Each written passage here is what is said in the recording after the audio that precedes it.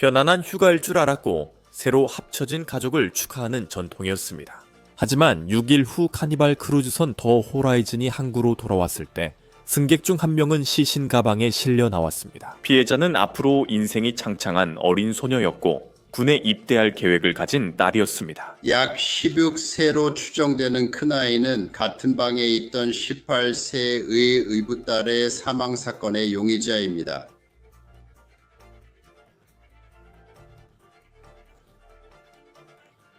하지만 이제 FBI가 수사에 나섰을 뿐 아니라 가족의 모든 사적인 세부 사항도 공개되고 있습니다. 말 그대로 안나 캠너 죽음의 용의자는 그 가족 중 한 명입니다. 그런데도 많은 사람들이 만약 그게 사실이라면 왜 아직 기소가 이루어지지 않았는지 궁금해하고 있습니다. 저희는 로우 앤 크라임에서 제공하는 사건을 다루고 있습니다. 저는 크리스 스튜어트입니다.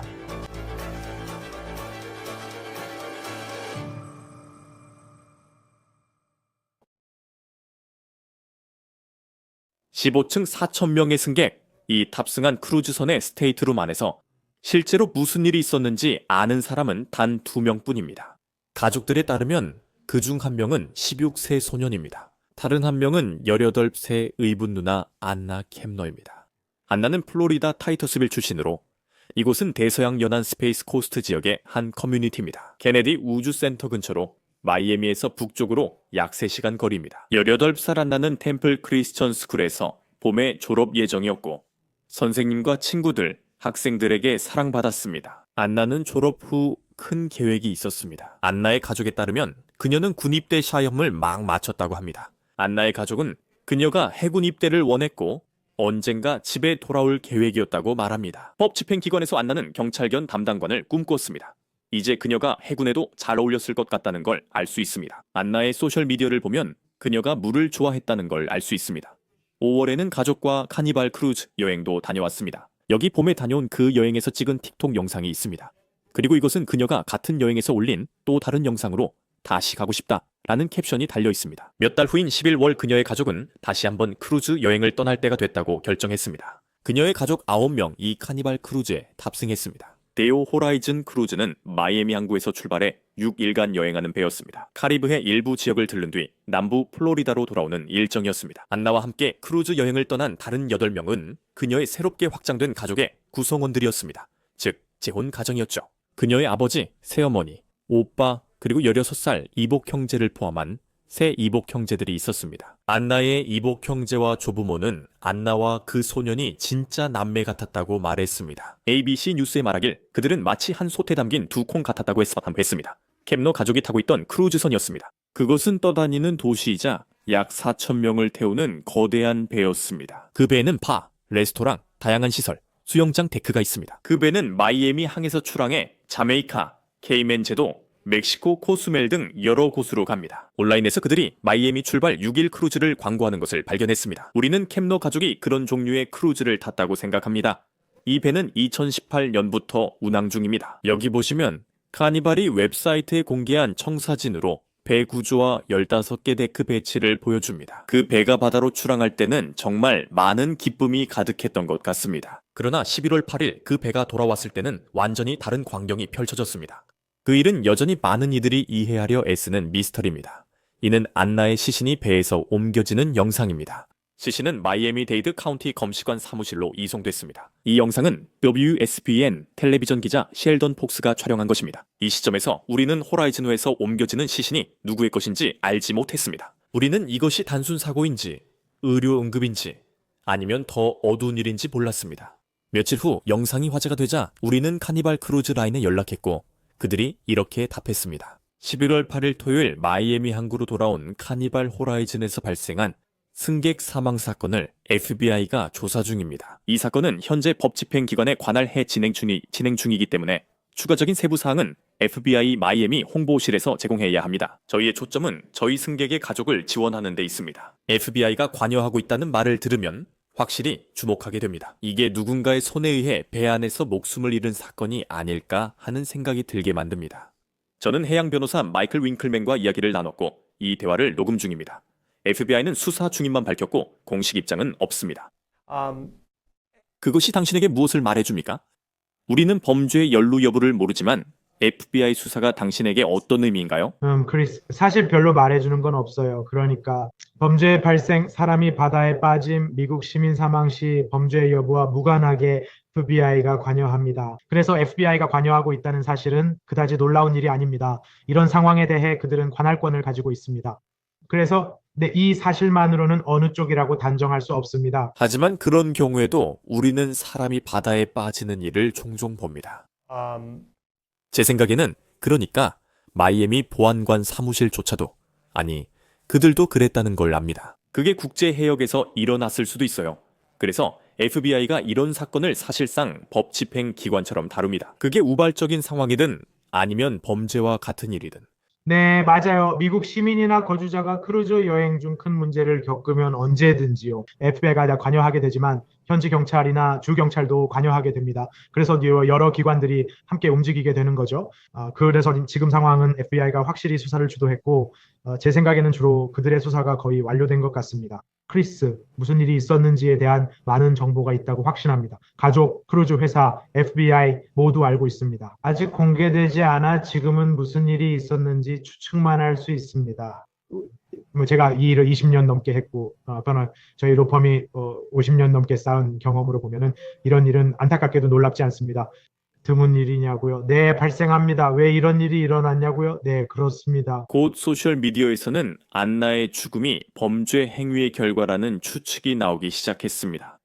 하지만 오늘날까지도 FBI는 그들의 수사에 대한 어떤 정보도 공개하지 않았습니다. 그들은 단지 배 안에서 승객이 사망한 사건을 조사 중이라고만 공개적으로 밝혔습니다. 안나 가족은 그녀가 사망하자마자 ABC 뉴스와 인터뷰했지만 첫 보도에서는 호라이즌호에서의 사건 언급이 없었습니다. 가족은 ABC 뉴스에 안나를 행복하고 명랑하며 전 과목 A를 받는 밝은 미래의 아이라고 했습니다. 안나 가족은 안나가 고교 졸업 후 군 입대 시험을 막 마쳤다고 전했습니다. 그녀의 가족은 안나가 어릴 때 체조를 했으며 이후 학교 대표 치어리더가 되었다고 했습니다. 하지만 그 후에 점점 정보가 흘러나오기 시작했습니다. 마이애미데이드 검시관 사무소에 따르면 안나의 사망일은 배가 항구로 돌아오기 전날인 11월 7일입니다. 검시관은 그녀의 사망 시각을 오전 11시 17분으로 기록했습니다.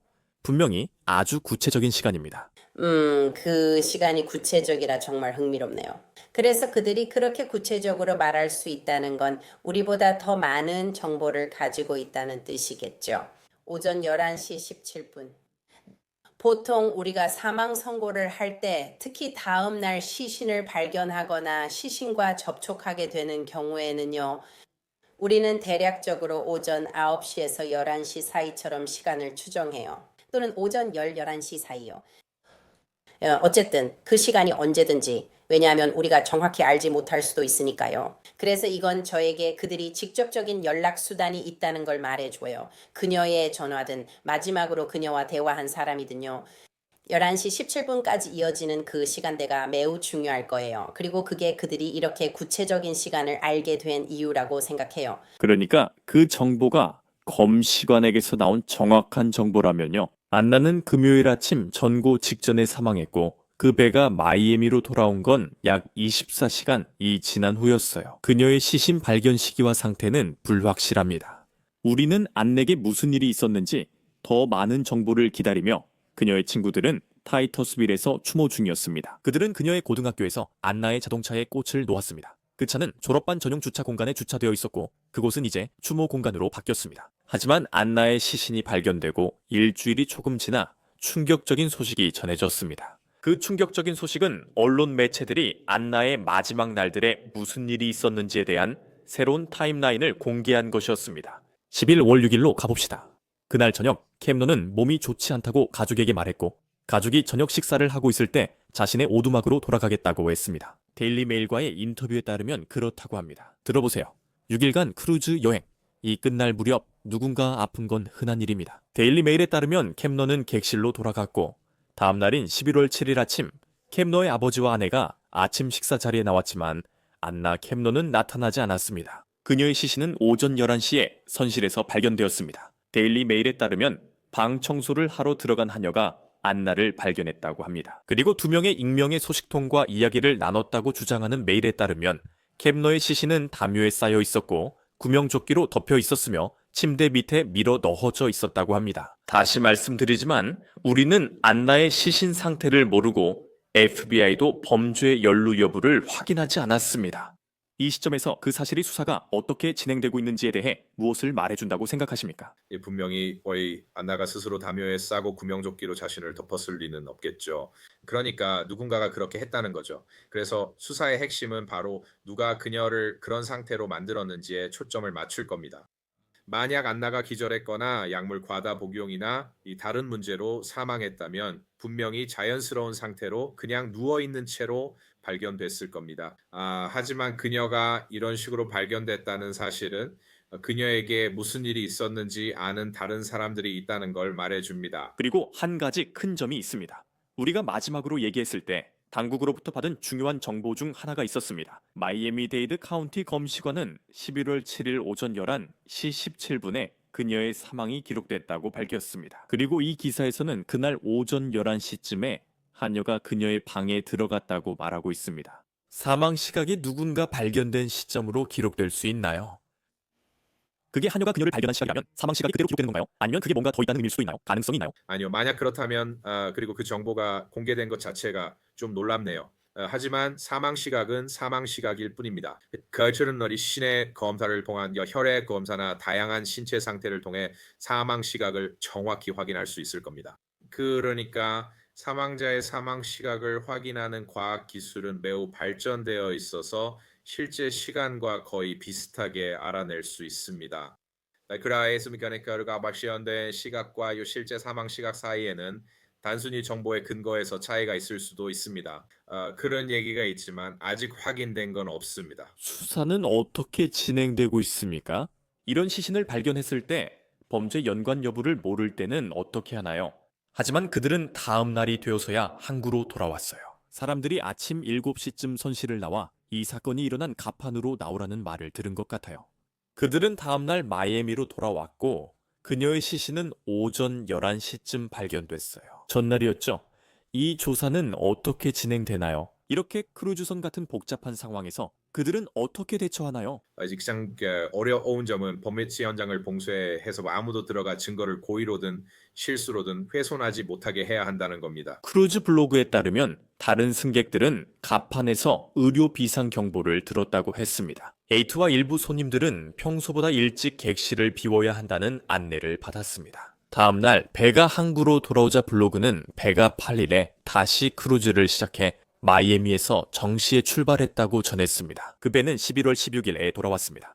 승객들은 캡너가 숨진 갑판에 탑승했을 때 다시 차단되어 있었다고 보고했습니다. 이 내용은 수사관이 확인하지 않은 언론 보도입니다. 그리고 또 다른 충격적인 소식이 있었습니다. 약 16세로 추정되는 큰아이가 같은 방에 있던 18세 의붓딸 사망 사건의 용의자로 지목되었습니다. 그게 바로 그 순간이었습니다. 샹텔 캡너의 전 남편의 변호사가 16세 소년을 지칭할 때 용의자라는 단어를 사용하면서 이 사건은 완전히 새로운 국면으로 접어들었습니다. 샹텔 캡너는 안나의 새엄마입니다. 지금 이야기되고 있는 그 소년은 안나 캡너의 이복 형제이며 그 역시 크루즈에 타고 있습니다. 그는 미성년자라 이름과 얼굴을 공개하지 않습니다. 성인으로 기소되면 정보를 공개하겠습니다. 안나 캡너의 새어머니 샹텔은 안나와 크루즈에 있었고 이혼 양육권 심리에 참석했습니다. 이 일은 크루즈 여행 후에 있었습니다. 이 사건은 크루즈와 직접적으로 연결되어 있지는 않지만 우리는 그 양육권 심리를 통해 정보를 얻고 있습니다. 법원 기록에 따르면 샨텔은 전 남편과 1년이 넘게 양육권 소송을 진행해 오고 있습니다. 그리고 그 양육권 심리의 중심에 있던 아이들 중 한 명은 안나의 16살 의붓 남동생이었습니다. 현재 16세 소년에 대해 FBI 조사가 진행 중이며 아동 및 가족부도 관여하고 있습니다. 그리고 이 사건의 아버지에 대해서도 아동 및 가족부의 조사가 진행 중입니다. FBI는 제 의뢰인이 어떤 잘못도 저지르지 않았다는 것을 밝혔습니다. 그녀는 이 사건에서 곧 전혀 용의자로 간주되지 않습니다. 저는 16살 소년을 증인석에 세우는 것에 대해 어려움을 느낄 것 같아요. 왜냐하면 그 젊은이가 곤란해질 만한 일이 생기는 걸 원하지 않거든요, 엄마. 사건 직후 그는 입원했고 그 후 병원에서 퇴원했습니다. 엄마와 아빠도 참여하셨어요. 그들은 합의서에 서명해서 기본적으로 그가 엄마의 친척과 함께 살 수 있도록 했고 그를 위해 상담도 받고 있어요. 지금 엄마의 변호사 샨테리 사건 후 소년이 병원에 입원해 상담 중이라고 말했다는 걸 들으셨죠? 그녀는 나중에 이렇게 말했습니다. 이것은 12월 1일 오전 9시입니다. 말해도 될까요? 티모시가 2015년 12월 정신과 진료를 예약했습니다. 쌤, 잠시만요. 말씀 전에 변호사와 상의해 주세요. 그분이 허락하시면 저도 괜찮지만 먼저 변호사와 상의하세요. 이제 샹텔이 이 사건의 용의자로 지목된 소년의 정신과 진료 예약에 대해 언급한 것을 볼 수 있습니다. 안나 캡너는 그 용의자와 그녀의 친오빠와 함께 선실에 머물렀던 것으로 알려졌고 그 친오빠는 소란스러운 소리를 들었다고 전해집니다. 안나가 선실에서 숨진 밤이었습니다. 안나의 조부모는 ABC 뉴스에 안나가 숨진 밤 선실에 들어간 유일한 사람이 이복 오빠였다고 말했습니다. 그 배에 특정 구역 복되는 출입구들이 있어서 꽤 확실하게 확인할 수 있습니다. 그녀가 마지막으로 방에 들어가 나올 때 그 방에 함께 있던 사람은 누구였나요? 또한 지나갈 수도 있습니다. 이제 열쇠들도 모두 전자식이기 때문에 누가 언제 그 방에 실제로 출입했는지 정확히 확인할 수 있습니다. 계속 저림 라인은 closed circuit 텔레비전 영상만으로도 꽤 잘 파악할 수 있고 또 목격자라면 부모님도 계시죠. 마지막으로 그녀를 본 게 언제였는지요? 저녁 식사 때 몸이 안 좋다고 해서 방으로 돌아갔잖아요. 그래서 이거 누군가가 그녀를 마지막으로 본 시점과 그녀 외에 누군가가 그 방을 마지막으로 나간 시점이 시작점이 되는 거죠. ABC 뉴스는 이후에 안나의 죽음이 살인사건으로 조사되고 있다고 보도했습니다.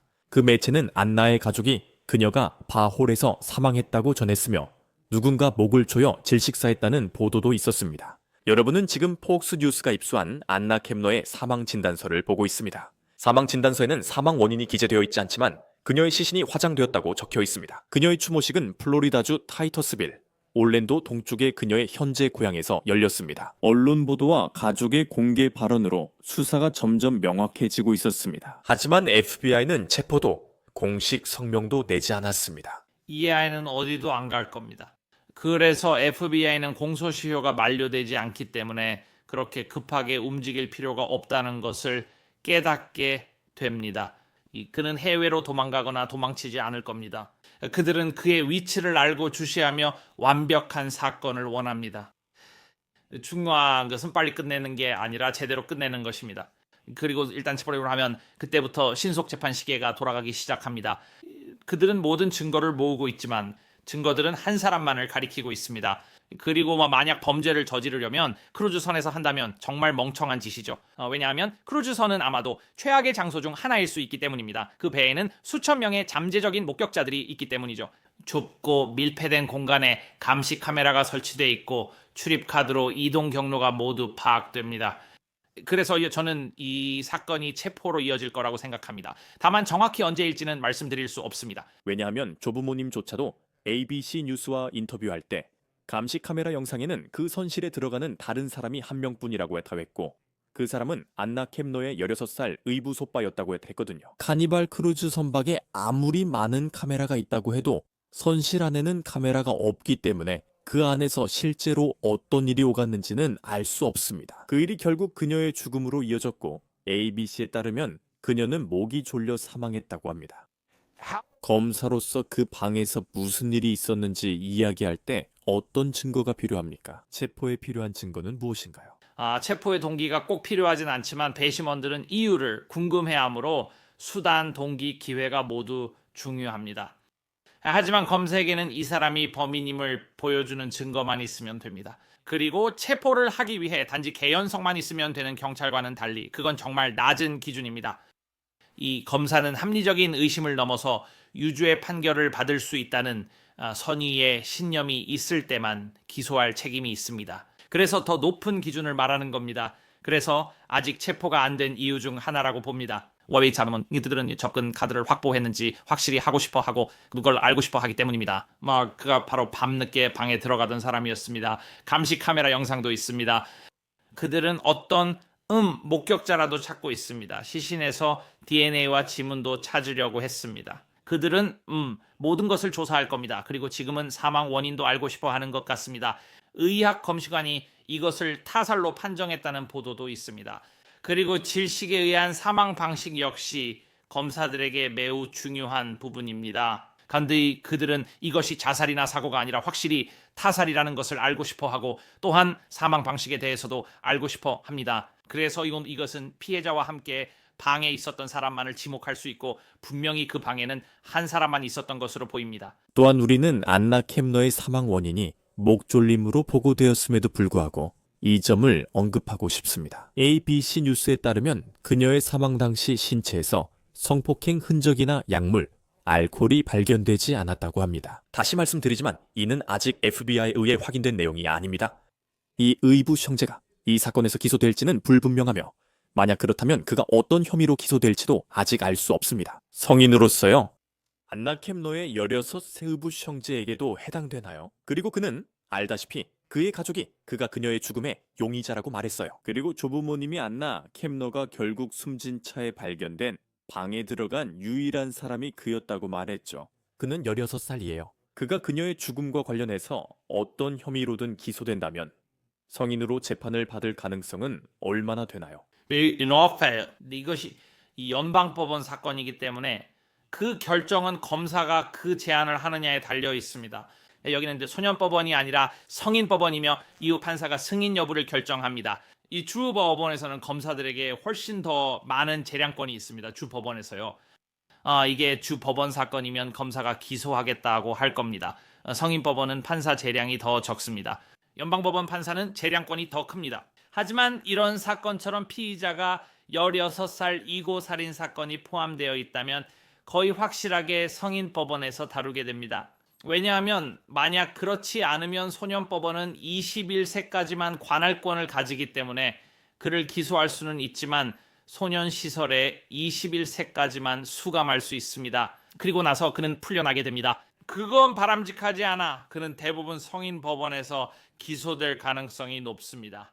그는 소년과 성인 처벌이 혼합될 수 있지만 성인법원은 소년법원과 매우 다릅니다. 성인법원은 처벌을 기반으로 하지만 소년법원은 교화를 기반으로 합니다. 이제 안나와 이복 형제의 관계에 대한 의문이 제기되고 있습니다. 안나의 전 남자친구의 아버지는 인사이드 에디션 인터뷰에서 그의 이복 형제가 안내에 집착했다고 밝혔습니다. 그녀의 전 남자친구 아버지는 항상 큰 칼을 들고 다녀 안나가 두려워했다고 했습니다. 그는 아들이 페이스타임 통화 중 이복 형제가 켐너 방에 들어가는 걸 봤다고 했습니다. 그리고 인용하자면 그녀가 자고 있을 때 그녀 위에 올라탔다. 끝인용.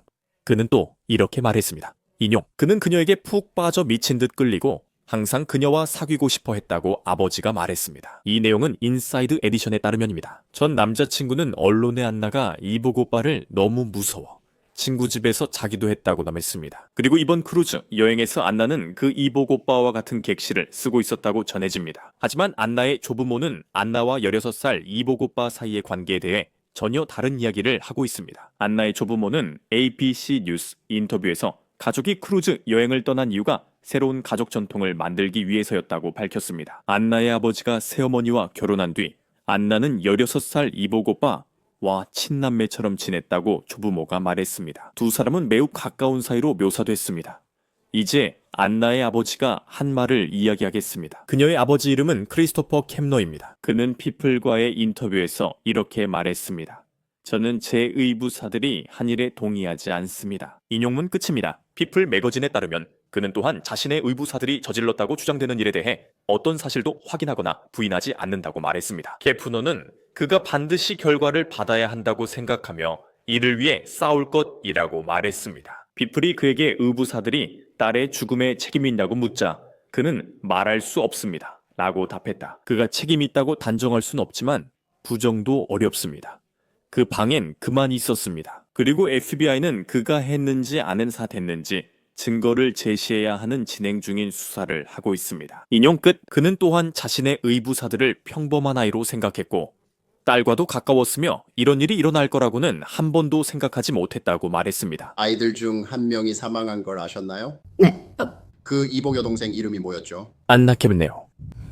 안나 켐너가 사망하기 전 마지막 몇 시간 동안의 새로운 충격적인 세부사항들도 드러났습니다. 그리고 다시 말씀드리지만 이 정보들은 FBI에서 나온 것이 아니라 지난주 법정에서 있었던 또 다른 긴장된 양육권 신문에서 나온 것입니다. 이 신문에서 안나의 새어머니 샹텔은 남편 크리스토퍼 켐너와 가족 크루즈 여행 중 내린 결정들에 대해 집중 질문을 받았습니다. 그녀는 3명의 10대들, 즉 18세의 안나, 16세의 의붓 남동생, 그리고 14세의 의붓 남동생, 이 모두 한 객실에 배정되었다고 밝혔습니다. 그리고 그녀는 현재 용의자인 16세의 소년 이 여행 중 2번이나 중요한 야간약 복용을 놓쳤다고 인정했습니다. 또한 그녀는 아무도 확인하지 않았다고 증언했습니다. 안나가 사망한 그날 밤, 그리고 이후 진술에서 그녀의 변호사는 중요한 사실을 밝혔습니다. 안나 켐너의 이복 형제가 기소될 수 있습니다. 이것은 안나의 사망과 관련해 형사 기소가 적극적으로 검토되고 있다는 사실을 법정에서 처음 들은 순간이었습니다. 저희도 아직 확실하지 않습니다. FBI가 어떻게 할지, 그가 연방 차원에서 기소될지 아니면 주로 넘겨질지 저희도 확실하지 않습니다. 이제 그 잠재적인 기소가 떠도는 상황에서 샨텔은 증인석에 불려나갔고 FBI가 조사 중인 바로 그 환경과 결정들에 대해 답변해야만 했음마삼했습니다. 질문은 바로 크루즈와 그 선택들로 이어졌습니다. 최근 크루즈 여행 다녀오셨나요? 네. 아이들 중 누가 크루즈에 같이 갔나요? 아이들 여권 발급에 동의해달라고 허드슨 씨에게 연락하셨나요? 저는 제 의도를 알리기 위해 그에게 연락했습니다. 즉 아이들과 크루즈 여행을 가려 했지만 이번에는 여권이 필요 없었어요. 그래, 허드슨 씨는 실제로 여권을 발급받는데 협조하기를 거부했습니다. 여권에 서명하는 것을 거부한 게 맞아요. 네.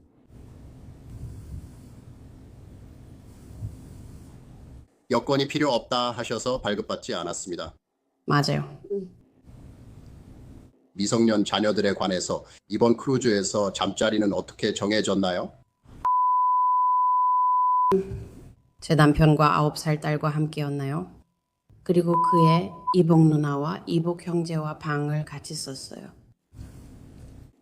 그 방은 우리 방 바로 맞은편에 있었어요. 그 이복 누나 이름이 뭐였죠? 안나 켐너였나요? 그리고 그 이복 형제 이름이 뭐였죠? 그리고 14살이면 몇 살이죠? 그리고 안나가 몇 살이었죠? 18살이었나요? 지금요, 이 3명의 10대들을 크루즈에서 한 방에 있게 한 결정은 누가 내렸나요? 저희는 여행자와 여행사와 상의했고 그게 제한된 내용이었어요. 아이들이 함께 지내는 것에 대해 특별한 허가서에 서명해야 했나요?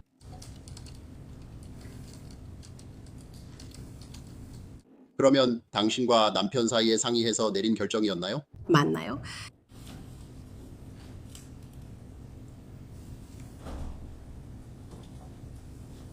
그리고 어느 순간 아이들 중 한 명이 세상을 떠났다는 사실을 알게 되었나요? 네.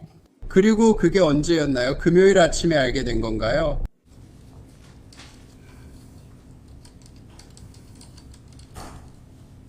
그 금요일 아침 전 마지막으로 아이를 본 때가 언제였나요? 목요일 밤이요.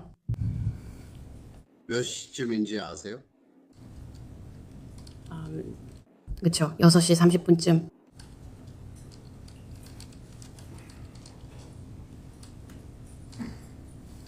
그리고 당신의 자녀는요? 그 목요일 밤에도 글을 봤나요? 네. 몇 시에 글을 봤나요? 7시쯤 7시 조금 전이었나요? 그때 그는 무엇을 하고 있었나요? 그는 자기 방으로 돌아가고 있었어요.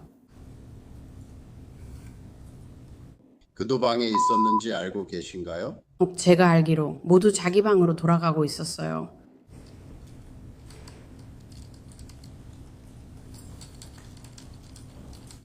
그럼 그들의 방은 어디였죠? 당신 방과는 어떤 위치 관계였나요? 복도 바로 맞은편이었나요? 제가 문을 나서면 그들의 문이 바로 정면에 있었어요. 그날 저녁에 방으로 돌아가셨나요? 네. 몇 시에 방에 돌아가셨나요? 7시요. 오후 7시요. 맞아요. 사실 7시 30분에 더 가까웠어요. 그 후로 밤새 방에 계셨나요? 네.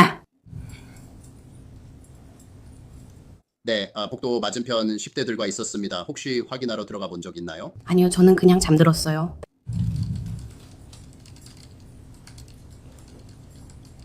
크리스토퍼가 복도 건너편에 가서 그들을 확인했는지 알고 계신가요? 제가 알기로는 아니에요.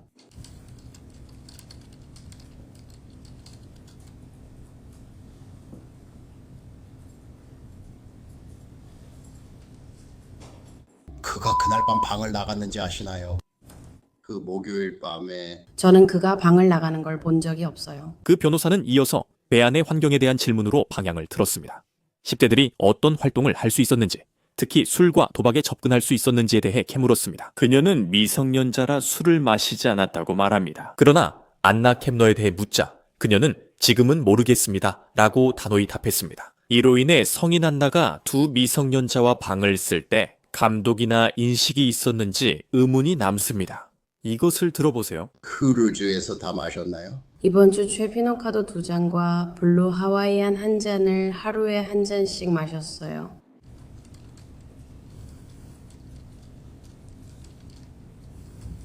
국제 해역에 있을 때 아이들이 있어도 제가 술을 마실 수 있는지 아세요? 아니요. 모르신다는 거죠. 네. 그들은 데이트했고 아니요, 아직 어려요. 뭐에 대해서요? 뭐에 대해서요? 안나? 잘 모르겠어요.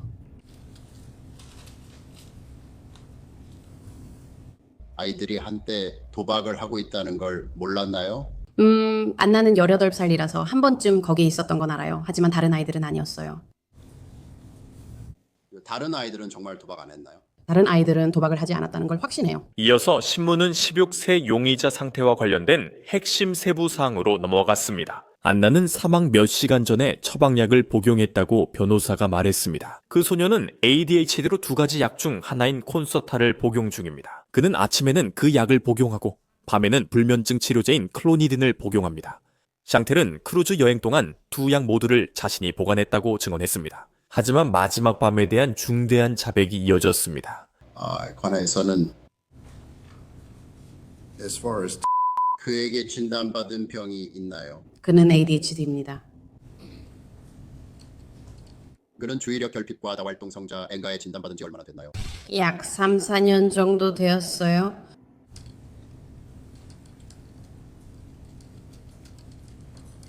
허드슨 씨와 별거한 뒤였나요? 그 시기가 맞나요? 네. 그리고 그는 주의력 결핍과 다활동성자 농가의 약을 복용하나요? 네, 복용합니다. 어떤 약을 복용했나요? 무슨 약이었나요? 메틸페니데이트인가요? 그걸 발표해 주시겠어요? 저한테는 그게 좀 아시잖아요. 메틸페놀데이트요. 철자는 잘 모르겠어요. 알겠어요. 이름은 콘서타예요. 도움이 될 거예요. 감사합니다. 그 약은 얼마나 자주 매일 아침 복용하나요?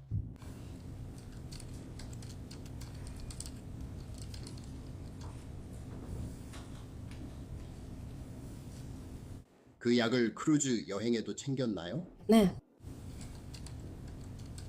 그는 밤에도 약을 먹어요. 같은 약이에요. 아니요, 그건 클로니딘이에요. 그건 불면증에 쓰는 약인가요?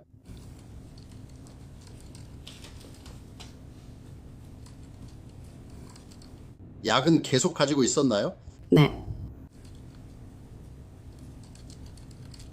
확실히 했나요? 그가 매일 약을 복용했는지요? 그는 매일 아침 약을 복용했고 밤에 클로니딘을 2번 빼먹었어요.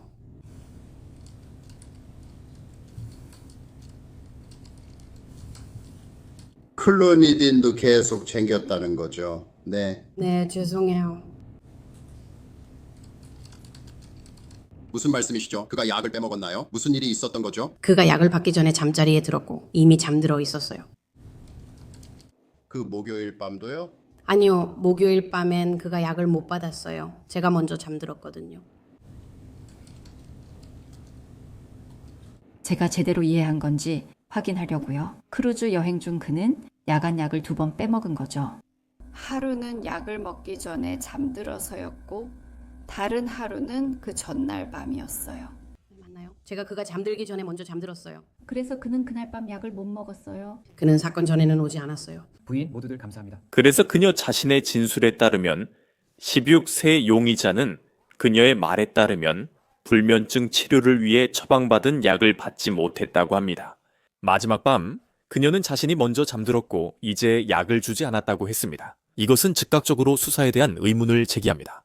그날 밤 약 없이 그의 정신 상태나 수면 능력은 어땠을까요? 그것이 그의 행동이나 행위에 어떤 영향을 미쳤을 수도 있을까요?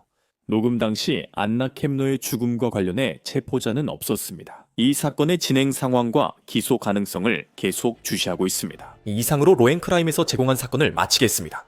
유튜브와 스포티파이에서 저희를 구독해주세요. 저는 크리스 스튜어트입니다. 다음 시간에 뵙겠습니다.